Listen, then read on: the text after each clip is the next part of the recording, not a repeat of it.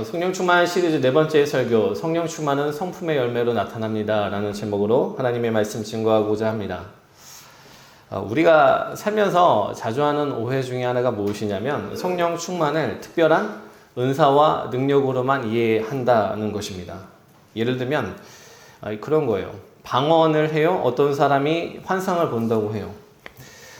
혹은 신유의 은사 같은 것이 있어요. 그러면 이러한 특별한 은사나 능력이 있으면 그러한 사람을 우리는 보통 성령 충만하다고 얘기를 합니다. 뜨거운 감정을 가지고 2시간, 3시간씩 기도하는 이러한 사람들 성령 충만하다고 얘기를 하죠. 그런데 문제는 때로는 교회에서 가장 길게 기도하고 가장 성경을 많이 읽는 이러한 사람들이 사람들에게 가장 큰 상처를 안겨주기도 하더라는 거예요. 한 번은 교회에서 참 존경을 받는 중직자분의 자녀와 대화를 할 기회가 있었는데 그분이 저에게 하시는 말씀이 자기 부모님을 자기는 교회에서만 만나고 싶다는 거예요. 이 네 분이 너무나도 존경스럽고 또 교회에서 헌신도 열심히 하시는 분이라서 도대체 왜 그러시냐 그랬더니 두 분의 성품이 장난 아닌데 교회에선 참고 있다는 거죠. 그래서 교회에선 천사같이 웃고 다니시다가 이제 현관문을 들어가고 여는 순간부터 갑자기 봉인해제가 된다는 것입니다. 표정이 바뀌고 말투가 뾰족해지기 시작하면서 너 왜 그랬어? 이렇게 얘기를 하니까 이 자녀가 이 마음 가운데 그 상처가 너무 큰 거예요. 말의 표현이 너무 강하니까 교회에서는 절대 하지 않을 말들을 이 자녀에게 갑자기 쏟아내기 시작하는 것들이 너무나 오랜 세월 동안 반복되다 보니까 괴로워하시면서 저는 그냥 우리 부모님을 평생 교회에서만 보고 싶습니다라는 얘기를 하더라는 것이죠. 찔리네요. 여러분 생각보다 우리 주변에서 이런 일들이 자주 일어납니다. 부모가 둘 다 교회를 다니지만 두 사람이 싸우면서 감정이 격화되기 시작하면 자녀들 앞에서 정제되지 않은 욕설과 말들로 싸우기 시작합니다. 자, 기분이 나쁘면 남편, 아내, 자식을 가리지 않고 모진 말들을 합니다. 때로는 집 밖으로 뛰어나가기도 하고 갑자기 집으로 나가서 2, 3일 동안 사라졌다가 집으로 돌아오기도 하죠. 내 기분이 나쁘면 어떻게든 상대방한테 갚아줘야 내 직성이 풀립니다.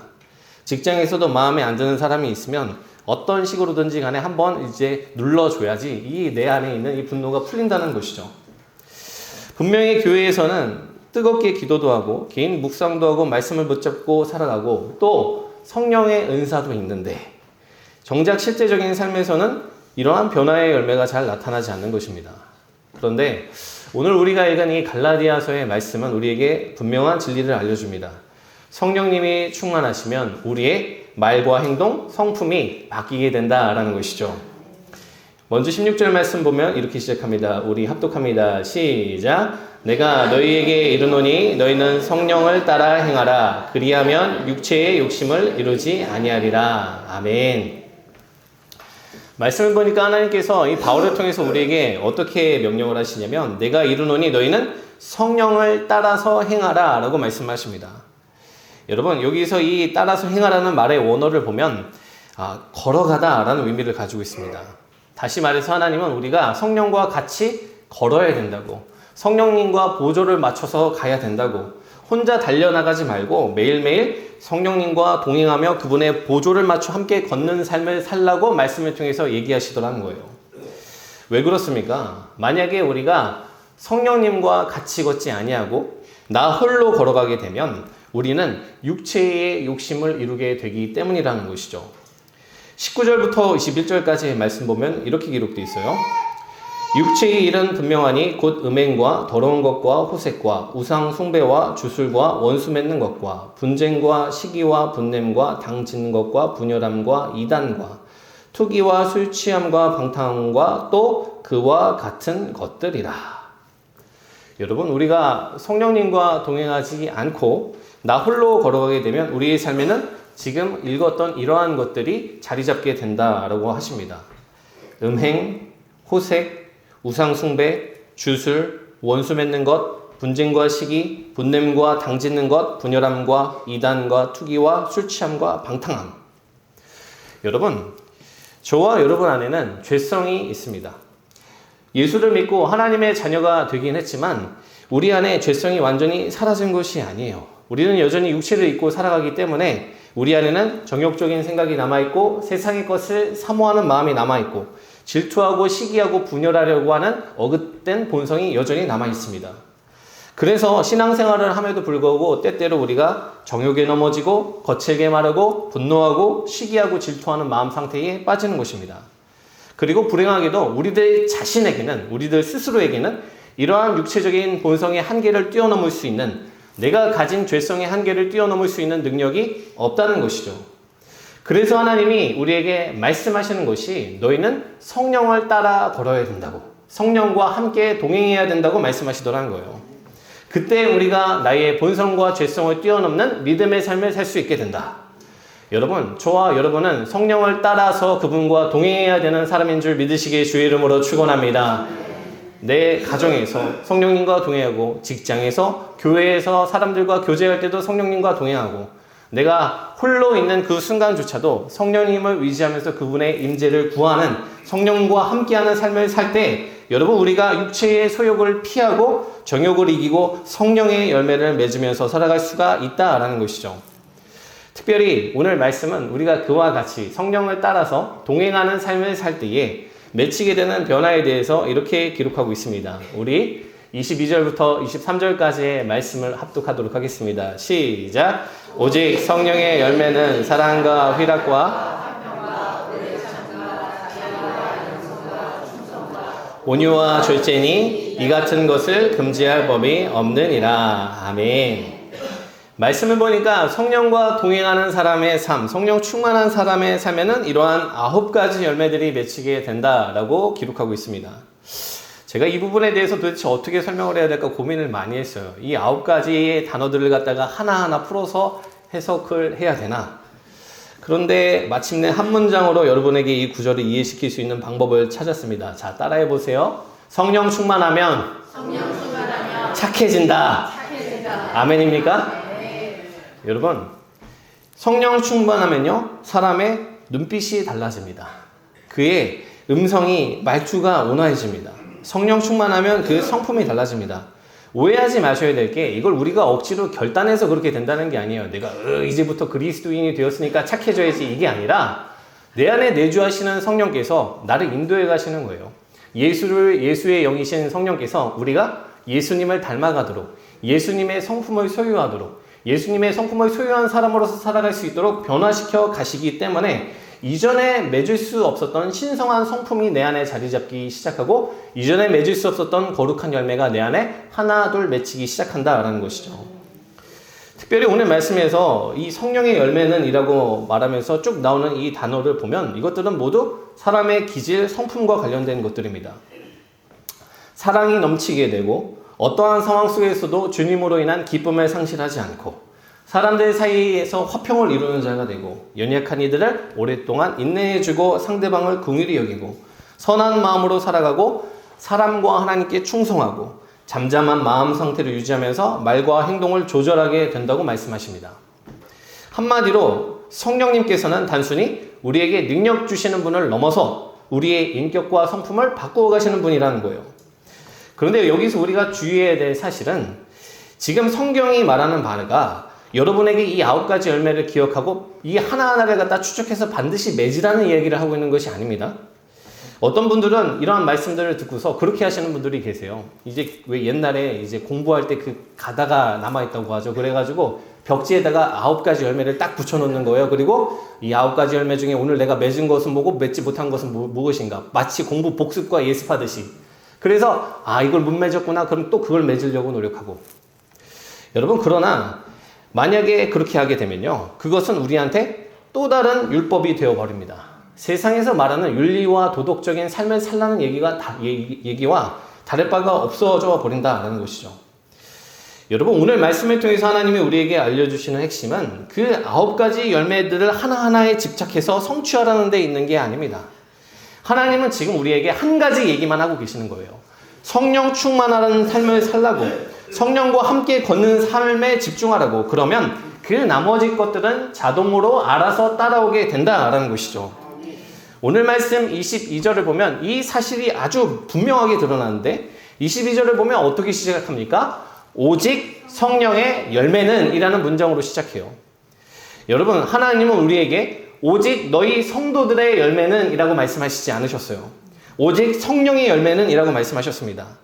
다시 말해서 저와 여러분의 인생 가운데에서 거룩한 인생으로 변화되게 만드시는 주체가 누구시라는 거예요? 성령님이시라는 거예요. 그래서 우리가 집중해야 될 것은 한 가지라는 것입니다. 성령님, 나와 함께 해 주시옵소서. 나와 동행하여 주시옵소서. 당신의 영으로 충만히 채워 주시옵소서. 우리가 그 성령의 충만함만 구하게 되면 이 나머지 9가지 열매들은 성령께서 자연스럽게 맺히게 하여 주신다라는 것이 오늘 말씀의 의미라는 것이죠. 특별히 우리가 이 주제에 대해서 한 가지 더 기억해야 될 것은 이것이 결코 불가능한 일이 아님을 믿는 것입니다. 여러분, 사실 지금 성도님들이 이 자리에서 말씀 듣고 계시지만 정말 내 성품이 변하고 내가 사랑이 넘치고 기쁨이 넘치고 오래 참고 자비로운 성품으로 변할 것을 확신하면서 말씀을 듣고 계시는 분들은 아마 없으실 거예요. 우리가 살면서 사람에 대해서 가장 많이 듣는 얘기가 뭡니까? 사람은 죽어도 안 변한다 라는 얘기입니다. 여러분, 사람이 정말 지독하게 안 변해요. 어느 정도 맞는 얘기예요. 그리고 신앙생활을 하면서도 우리가 경험하게 되는 것은 어느 영역에서 우리는 변화를 분명하게 하긴 했지만 또 잘 안 변하는 나의 연약한 점이 있거든요. 여러분, 사람이 선천적으로 다 그 기질에 따라서 어떤 열매는 잘 맺고 어떤 열매는 못 맺는 것들이 있습니다. 어떤 사람은 선천적으로 좀 우울한 기질을 가지고 있는 사람이 있어요. 이런 사람들 이제 시인하고 예술인 하면 잘하죠. 근데 이런 분들은 좀 기뻐하는 부분에 있어서 좀 열매 맺는 게 더딥니다. 또 어떤 사람은 선천적으로 화가 많아서 욱하는 기질을 가진 사람이 있어요. 이런 사람들은 또 이제 온유하게 이렇게 변화되어가는 이 과정이 지난하게 오래 걸리기도 하죠. 어떤 사람은 기질적으로 당장 내 눈앞에 그 결과가 보여야지 내 성에 차는 그런 사람들도 있습니다. 여러분, 사람들은 이와 같이 약한 부분이 있다고요. 그러니까 우리가 이러한 말씀들을 들으면 어떻게 생각하냐면, 이 중에서 어떤 열매들은 내가 맺는 게 가능하겠지만 어떤 열매들은 평생 인연이 없겠구나. 어떤 열매는 내가 평생 신앙생활에도 맺는 것이 불가능하겠구나 라고 생각을 합니다. 그래서 내가 자꾸만 슬퍼하고 욱하거나 내가 인내하지 못하는 모습을 보면서 그것을 고쳐야 되거나 도움을 구해야 될 주제로 여기지 않냐고 그냥 당연하게 이거는 어쩔 수 없는 주제야 라고 그냥 용납하면서 넘어가 버리는 그런 부분들이 분명하게 우리들에게는 있거든요. 그런데 보세요. 오늘 본문 말씀을 우리가 유의 깊게 보면 이러한 생각들이 잘못된 생각이라는 것을 알게 됩니다. 오늘 우리가 읽은 말씀 중에서 이 성령의 열매는 이라고 하는 부분은요, 특이하게도 원어를 봤을 때 단수 형태로 되어 있습니다. 여러분, 단수 형태. 지금 분명히 하나님은 9가지 그 결과들에 대해서 얘기를 하셨거든요. 그러면 보통 어떻게 해야 되냐면 성령의 열매들은 다음과 같다라고 하셔야 되거든요. 그래서 보통 성령의 은사들이라고 할 때는 원어를 봤을 때 복수 형태를 쓰는 게 일반적입니다. 근데 여기서 성령의 열매는 하고서 단수 형태를 써버리면서 9가지를 한꺼번에 하나님이 묶어버리셨다는 거예요. 왜 그러셨을까요? 여러분, 비유로 표현하자면 이런 거예요. 성령의 열매는 마치 이와 같은 것입니다. 내가 시장에 가다가 어떤 사람이 귤을 파는데 귤이 너무 맛있어 보여서 귤을 샀어요. 그래서 귤 껍질을 깠더니 그 안에 9개의 알갱이가 모여 있더라고요. 여러분, 성령의 열매는 마치 그와 같은 거예요. 그 9개의 알갱이가 다 조화롭게 한 알에 뭉쳐 있듯이 성령의 열매는 어떤 것은 맺히고 어떤 것은 아예 없을 수 있는 주제가 아닙니다. 그 한 개의 귤에 들어가 있는 9개의 알맹이 같이 모두가 함께 자라나게 되어 있다라는 거예요. 그래서 나는 원래 불같아서 사랑하고 충성할 수 있지만 오래 참고 온유할 수는 없어. 이런 것들은 불가능한 얘기라는 것이죠. 사람의 기질과 성향에 따라서 어떤 열매는 좀 더 빨리 자라나고 어떤 열매는 좀 더 더디게 자라날 수 있지만 아예 자라나지 않는 것은 불가능하다라는 거예요. 여러분, 그러므로 속지 말라는 것입니다. 내가 무너져 있는 영역, 내가 연약한 부분에 있어서 더 이상 성령 충만을 구하지 아니하고 넘어지는 것을, 무너지는 것을 당연하게 여기면 누가 제일 좋아하겠습니까? 폭발적으로 화를 내는 모습을 놓고서 내가 시기하고 분내는 그런 모습이 있는 것을 알면서도 나는 원래 그런 사람이야 라고 얘기를 할 때 여러분 누가 도대체 가장 좋아하겠냐는 거예요. 포기해버리니까, 내가 그 영역에서 도우심을 구하지 않으니까 그 많은 장점과 그 선한 중심을 가지고도 한번 막 절제되지 않은 화를 내기 때문에 가족들의 마음에 깊은 상처를 내고 정말 눈물 나는 헌신과 수고를 했음에도 불구하고 말 한마디 잘못함으로 인해서 상대방의 마음을 무너뜨리는 일들을 우리가 종종 하고는 하잖아요. 여러분, 그런데 오늘 말씀을 통해서 우리가 기억해야 될 것, 하나님이 변화된다고 하셨으면, 열매 맺힌다고 하셨으면 되는 것인 줄 믿으시길 주의 이름으로 축원합니다. 우리 안에 연약한 성품, 변화되지 않는 영역이 있습니까? 여러분, 내가 못하시는 그 일을 성령 하나님께서 하신다는 것을 믿고 그분의 도우심을 구하는 사람이 우리 사랑하는 가산감리교회 성도님들의 심령과 삶이 되시기를 주의 이름으로 축원합니다. 여러분, 지금까지 살면서 아마 조지 뮬러라고 하는 사람에 대한 얘기를 많이 들어보셨을 거예요. 5만 번 기도 응답을 받은 대단한 믿음의 사람이라고 신앙의 위인 전기들을 보면 많이 이렇게 나온 사람이거든요. 고아들을 위해서 평생을 헌신적으로 삶을 바쳤던 헌신의 사람으로 유명합니다. 그런데 이 뮬러가 젊은 시절에 완전히 개차반의 삶을 살았다는 것을 아는 사람은 많지 않아요. 여러분, 뮬러는 10살이 되기 전부터 아버지의 서랍에서 상습적으로 돈을 훔쳤습니다. 그는 도둑질 자체를 잘못이라고 생각했던 사람이 아니에요. 더 나아가 뮬러가 14살이 되었을 때 어머니가 위중하다는 얘기를 듣고도 새벽 2시까지 친구들과 카드 도박을 하고 심지어 날이 밝아서 어머니가 돌아가셨다는 얘기를 들었음에도 불구하고 슬퍼하기는커녕 그대로 술집에 가서 술을 마시면서 방탕하게 하루를 보냈습니다. 여러분, 그 후에도 여러 번 유치장과 감옥에 수감되었고 심지어 신학을 공부하기 위해서 간 대학에서조차 방탕한 버릇을 고치지 못해서 많은 빚을 지었던 사람이 이 뮬러라는 사람이에요. 그런데 이 사람이 1825년에 11월 달에 어떤 기도회에 갔는데 그 기도회에서 사람들이 기도하는 모습을 보면서 회심을 하게 되고 성령을 경험하게 돼요. 그가 후일 고백하기를 그날 밤 하나님께서 그분의 성령을 자신의 마음에 보내셨다라고 표현을 합니다. 성령이 뮬러의 마음 가운데 임하신 것입니다. 그런데 희한하죠? 성령께서 임하시니까 이전까지 그러한 막장의 삶을 살았던, 천륜을 저버리는 삶을 살았던 이 뮬러의 삶이 변화되기 시작하더라는 거예요. 여러분, 뮬러가 평생 고아원을 운영하면서 사람에게 후원을 요청하거나 기부금을 달라고 광고하지 않습니다. 5개 동의 대형 고아원을 건립하고 여러분 2,000명의 고아들을 수용합니다. 그리고 평생을 약 10,000여 명이 되는 고아들을 갖다가 섬기고 길러내는데 성공하죠. 그리고 과거 사기와 절도를 일삼았던 그 성품이 완전히 뒤바뀌어서 장부의 그 아주 작은 단위까지 하나하나 기록하고 투명하게 그 고아원을 운영했습니다. 나중에 수천억 원의 자금을 운영했던 그가 숨지고 나서 사람들이 확인해 보니까 그의 통장 안에는 고작 160파운드, 고작 수십만 원, 수백만 원밖에 되는 돈밖에 없었던 것을 확인하게 됐어요. 왜? 들어온 모든 재정을 고아 사역을 위해서, 선교 사역을 위해서 다 흘려보냈기 때문이라는 것이죠. 여러분 보세요. 뮬러라는 사람은 단순히 착한데 방황했던 수준의 사람이 아니에요. 이 사람은 천륜을 저버렸던 사람이고 양심이 마비되어 있었던 사람이고 그 마음에 죄에 대한 브레이크가 고장났던 사람이었습니다.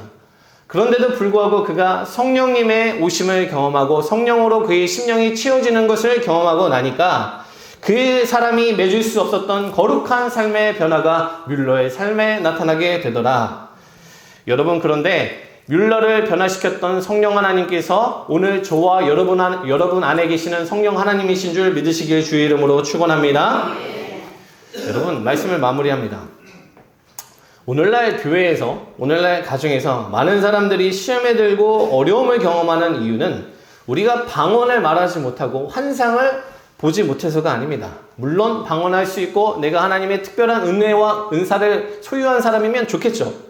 그러나 우리의 미성숙한 성품과 다듬어지지 않은 언어, 절제되지 않은 감정 표출, 이러한 것들이 사실은 핵심적인 문제가 된다는 거예요. 여러분, 자녀들이 부모의 모습을 보면서 신앙을 버리고 하나님이 살아계시지 않는 것 같이 여겨진다고 말하는 이유는요, 그 부모님이 교회에서 기도를 1시간, 2시간씩 해서가 아니라는 거예요. 여러분, 그 부모가 어떤 방언을 못해서, 기도를 못해서 그들이 그렇게 시험에 드는 것이 아니라 부모의 성품을 보면서 맺혀야 될 신성한 성품이 없는 것을 보면서 자녀들이 그렇게 낙심하게 된다는 거예요. 여러분, 그러므로 오늘 본문에 나오는 이러한 그 얘기를 우리가 붙들고서 우리 한 사람의 인생 가운데에 성령이 임하셔서 우리의 성품을 바꾸어 나가시는 것의 중요성을 다시 한번 기억하는 사람들이 우리 사랑하는 성도님들 되시기를 주의 이름으로 축원합니다. 특별히 제가 오늘 본문에 나오는 이 9가지 이 열매들을 우리 신앙생활에 적용할 수 있는 바른 방법을 알려드릴게요. 여러분, 이 9가지 열매를 보면서 이것을 여러분의 영적인 신호등으로 삼으십시오. 9가지 열매를 보면서 내가 못 맺는 열매들이 좀 몇 개 보여요. 그러면 노란불이에요. 아, 내가 좀 더 이 부분에 있어서 성령의 도우심을 구해야겠구나. 도우심을 구해야겠구나. 9가지 열매를 내가 딱 봤는데 지금 맺히고 있는 열매가 없어요. 그러면 지금 좀 위급한 상황이에요. 그러면 좀 특별히 평소보다 더 말씀도 많이 읽고 기도도 열심히 하면서 하나님, 제 안에 성령님으로 말미암은 역사가 다시 한번 부흥하게 해달라고 기도해야 된다라는 것이죠. 여러분, 내가 내 성품 못 바꾸고 부모도 못 바꾸고 남편과 아내도 못 바꿉니다. 성령만 바꿀 수 있다는 것을 믿으시기에 주의 이름으로 축원합니다. 성령님은 우리를 신성한 성품에 참여하게 하시고 우리를 주님 닮아간 인생으로 바꿔 가십니다. 여러분, 나중에 우리가 주님 앞에 섰는데 왜 그렇잖아요. 자녀면 부모를 닮아야 될 거 아니에요. 내가 자녀를 낳았는데 그 자녀가 성장하면서 그 다른 사람을 닮아가면 그처럼 이상한 일이 어디 있겠냐는 거예요. 나중에 구원받아서 천국에 갔는데 그래도 주님 닮은 모습으로 주님에게 서야 될 거 아닙니까? 여러분, 우리가 오늘 말씀을 붙들고 성령 충만함으로 말미암아 신성한 성품의 열매들을 맺게 됨으로 말미암아 주님 닮아가는 믿음의 삶을 살게 되는 사람들이 우리 사랑하는 가산감리교회 성도님들의 심령과 삶이 되시기를 다시 한번 주의 이름으로 축원합니다.